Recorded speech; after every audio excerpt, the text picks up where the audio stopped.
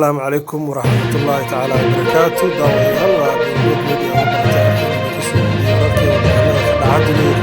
حساب بدن maanta taariikhdu tahay 14 bishii shanaad 2020 warkeena waxaan ku bilaabeynaa ra'iisul wasaaraha dowladda federaalka Soomaaliya mudane Xasan Cali Khayre oo ka hadlay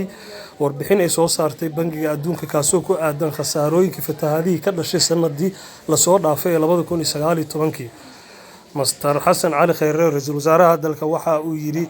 waxa ay bangiga adduunka soo saareen in khasaarihii iyo daadadka ka dhashay 2019 qaybo ka mid ah dalka Soomaaliya uu khasaarahaas gaarayay 260 milyan oo dollar kaasoo sii socon doona ayuu yiri 5 sano ee soo socda sida looga soo kabsan lahaa khasaarahaasi waxaanu idin helnaa warar ku saabsan qaaradda Afrika dalka Tunisia ayaa waxa uu noqday dalka isagu ugu horeeyay oo hawada u diray dayax gacmeed uu ku sameeyay gudaha dalkaasi Tunisia oo dal Afrika ah wadamada Afrikada galbeed ayaa waxa uu ku guuleystay inuu hawada sare u gano dayax gacmeed ay ku sameeyeen gurigooda haddaan u galno ariga ay Mareykanka daawadayaal FBI Mareykanka ayaa waxa ay ka digtay in la xadi karo ama hacker lagu sameyn karo dawada fasiinta la dhaho ee laga sameynayo amaba ay wadaan khubarada Mareykanka ay halkaas ka sameeyeen ayaa waxa ay sheegtay hay'adaasi inay u cabsi qabtay in laga xado barnaamijkaasi waxaanu kale idin helnaa daawadayaal wararka carabta ku saabsan dad careysan ayaa waxa hor istaageen kolonyo ciidamo ah waa dalka Syria tuulo ku taala ayaa waxa ay dadku isugu soo baxeen markay arkeen kolonyo gaadiid ah oo uu leeyahay Mareykanka oo rabtay in halkaas ka gudubto iyaga oo la hor istaagay badeelo iyo budad iyo dhagxuun kuna khasbay inay kolonyadii dib uga noqdaan halkaasi arintan oo ah muuqata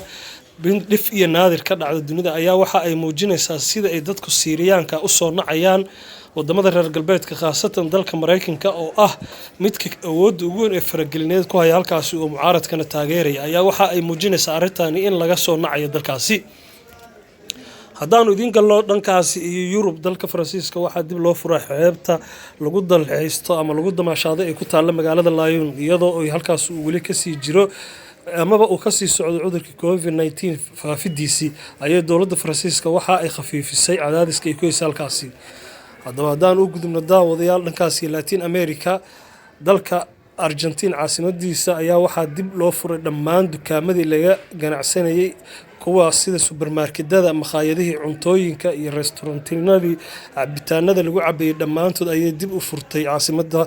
Argentina ee Buenos Aires iyadoo ay dadku muddo markii ay ku jireen in ka badan 55 casho ayaa la leeyahay lockdown-kaasi ku jireen dadka reer Argentina ayaa waxaad moodaa in iyadoo uu dunida cudurku ku sii fidaya haddana wadamada qaarkii ay iska indhatirayaan waxaana idin sheegnaa oo kale dalka Mareykanka haddaan ku soo laabano magaalada Los Angeles ayaa gabi ahaanba la furay dhammaan goobihii ay dadku u dalxiis tagi jireen ama ay u adeeg doonan jireen waa Boolimoog Media tan iyo kulanti dambe oo xiiso leh wassalaamu calaykum